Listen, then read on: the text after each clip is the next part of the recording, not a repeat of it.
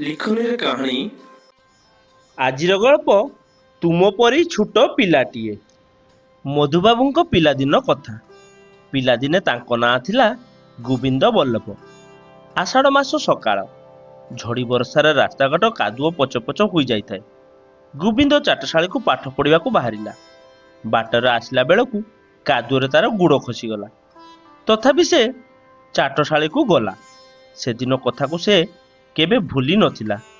ଗାଁ ରାସ୍ତାରେ ଏପରି ଅବସ୍ଥା ଦେଖି ସେଦିନ ତା ମନରେ ଏକ ସଂକଳ୍ପ ଆଣିଥିଲା, ମୁଁ ଆମ ଗାଁ ରାସ୍ତାକୁ ତିଆରି କରାଇବି। ଦଶହରା ଛୁଟି ହେଲା, ଚାଟଶାଳୀ ବନ୍ଦ ରହିଲା। ଗୋବିନ୍ଦ ସାଙ୍ଗମାନଙ୍କୁ ଡାକି ରାସ୍ତାରେ ଯେଉଁ ସ୍ଥାନରେ ଖାଲ ଖମା ଥିଲା ତାହା ସମାନ କରିବା ପାଇଁ କହିଲା। ସମସ୍ତେ ରାଜି ହୋଇଗଲେ ଓ ଗାଁରୁ ଟୋକେଇ କୋଦାଳ ସଂଗ୍ରହ କରି ମିଳିମିଶି ମାଟି ବୋହି ସେହି ସ୍ଥାନକୁ ସମାନ କଲେ। ମିଳିମିଶି କାମ କରିବାରୁ କାମଟି ଶୀଘ୍ର ଓ ସୁରୁଖୁରୁରେ ହୋଇଗଲା ଏବଂ ଗାଁ ଲୋକମାନେ ସେ ବାଟେ ଖୁସିରେ ଯିବା ଆସିବା କଲେ। ଏଥିପାଇଁ କୁହାଯାଇଛି, ଆସ ମିଳିମିଶି କରିବା କାମ, ରଖିଯିବା ଦେଶ ଜାତିର ନାମ। ପିଲାମାନେ, ତୁମେମାନେ ତ ତୁମ ପରି ଛୋଟ ପିଲାଟିଏ ଗପ ଶୁଣିଲ। ଏବେ ଚଲ ଆମେ ଶୁଣିବା ତୁମ ପରି ଛୋଟ ପିଲାଟିଏର ଗୀତ।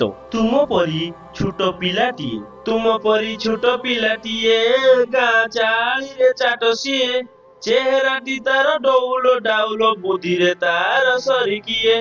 ଛାଡ଼ି ଯାଉଥିଲା ଦିନେ ଝଡ଼ି, ବାହାରିଲା ସିଏ ପାଠ ପଢ଼ି। ବାଟେ ଯାଉ ଯାଉ ଖସିଗଲା ଗୋଡ଼, ମୁହଁ ମାଡ଼ି ତଳେ ଗଲା ପଡ଼ି।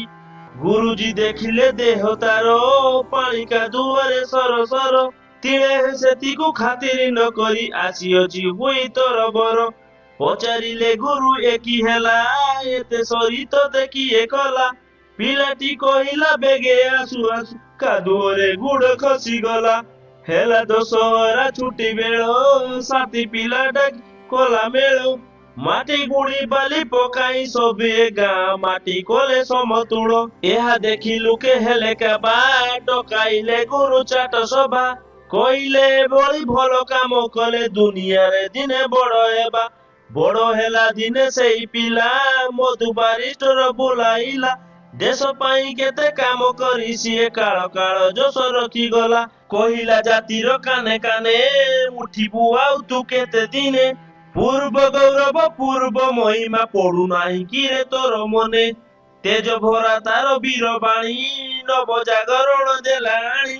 ନୂଆ ଜୀବନର ଆଲୋକ ଦେଖାଇ କୋଟି ଜନ ମନ ନେଲା ଟାଣି।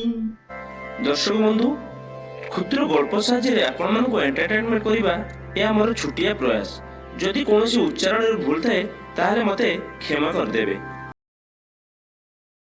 ଲେଖନୀରେ କାହାଣୀ ଗଳ୍ପଟି ଆପଣମାନଙ୍କୁ ଭଲ ଲାଗିଥିଲେ ଭିଡ଼ିଓଟିକୁ ଲାଇକ୍ କରିଦିଅନ୍ତୁ, ସେୟାର କରିଦିଅନ୍ତୁ ଏବଂ ଗଳ୍ପଟି ଭଲ ଲାଗିଥିଲେ କିମ୍ବା ଖରାପ ଲାଗିଥିଲେ ଆପଣମାନେ କମେଣ୍ଟ ଦ୍ୱାରା ଆମକୁ ଜଣାନ୍ତୁ।